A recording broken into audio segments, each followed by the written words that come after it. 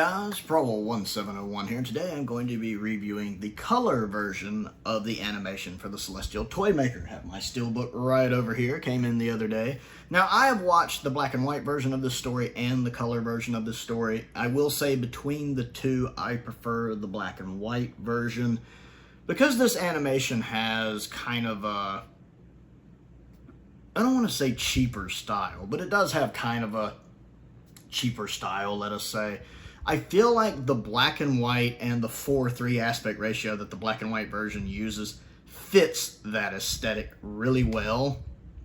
And it comes together and makes it look like if they had had CG technology in the 60s, this is kind of what it would have looked like. I mean, I know it wouldn't, but just for some reason in my mind, they all click together. I really liked the black and white version. The color version is still nice. Of course, it's in 16:9. And there are certain things you notice in the color version you might not notice in the black and white version, like some of the stuff going on in the background and scenes, like the little background ambiance of when they're doing the chairs in like episode 2.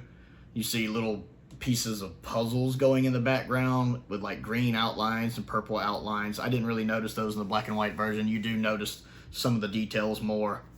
It being in 16:9 does give it a slight more sense of scale with how much bigger this version of it is, which is a choice I agree with. I do like the fact that they didn't just adhere strictly to the 60s production, that they did go for a grander take on the story, which makes sense for something like Celestial Toymaker, which is very much a fantasy-style story, a very surreal story, which is one of the reasons why the animation works for this story. For such a surreal fantasy story, the animation works, whereas in a lot of other stories, I don't think this animation would work. It works really well here. I also like being able to see like the blues in the Celestial Toymaker's outfit, that deep blue. It's a very nice blue that you don't see in the black and white version. It looks very regal on him. I do like the face they use for the Toymaker. It doesn't look exactly like Michael Goff, but it fits Michael Goff's voice really well. Dodo's face looks well enough like Jackie Lane. What really surprised me was how much I've adjusted to Steven's face, because at first that looked really odd. But by the time I had watched the black and white and the color versions, it fit. I see what they were going for. It's a little caricaturish. But it looks enough like Steven where I'm fine with it. Really, the only human face I had a big issue with was the Doctor's, which is still him well enough. And he's only in, 2 of the episodes where you see his face. It works fine enough. Not quite as well as the other 3. Absolutely love the liberties they take with the non-human characters, making them more toy-like with the clowns and the cards. The cards look really, really good. And then I love the military soldier in the red jacket with the mustache and the hat, and how the mustache moves and the hat moves when he talks. I absolutely loved that. I loved that.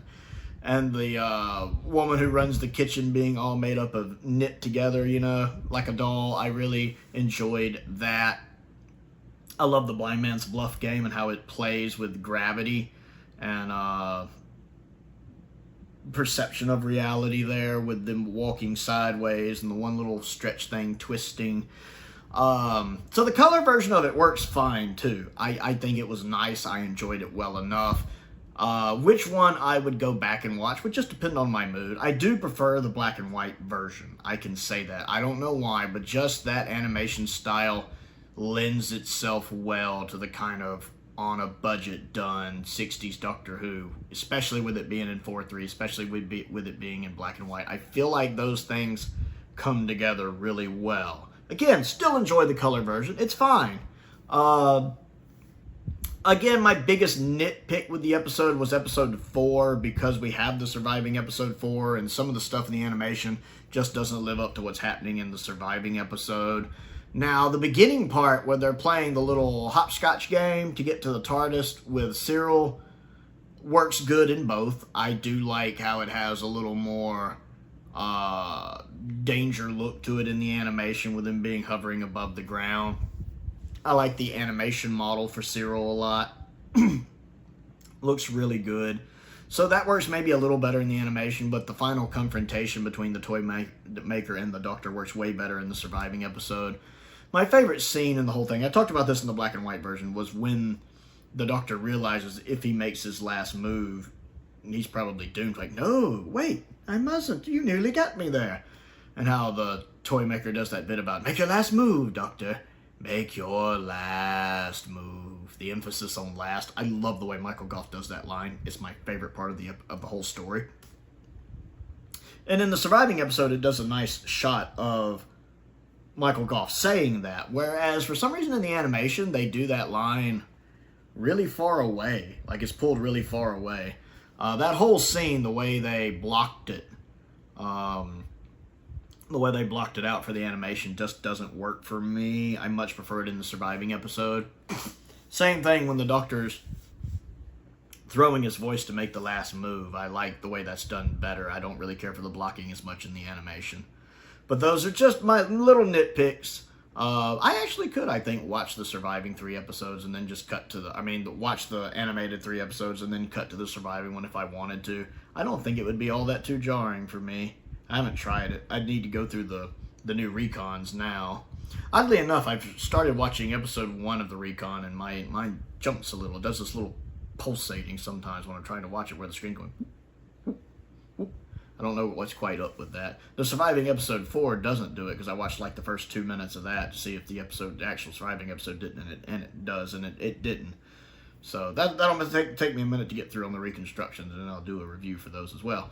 So, the color animation for the Celestial Toymaker. What do you think of it? Do you prefer the color version or the black and white version, and why? Comment down below. Let's talk about it. Don't forget to click the like button and the subscribe button as well. And I also have a Patreon if you would like to support me on that. That is down there. My entry level tier is only $2 a month. I also have a P.O. box. If there's anything you'd like to send me to look at and review, a link to my Amazon wishlist is down there. A link to my Amazon UK wishlist is also down there. I want to give a shout out to some of my top tier patrons, Colin Coney, Finn Perkins, and Stephen Crane. I appreciate their support. As I do the support of all of my patrons, it's very much appreciated. Most importantly, thank you for watching.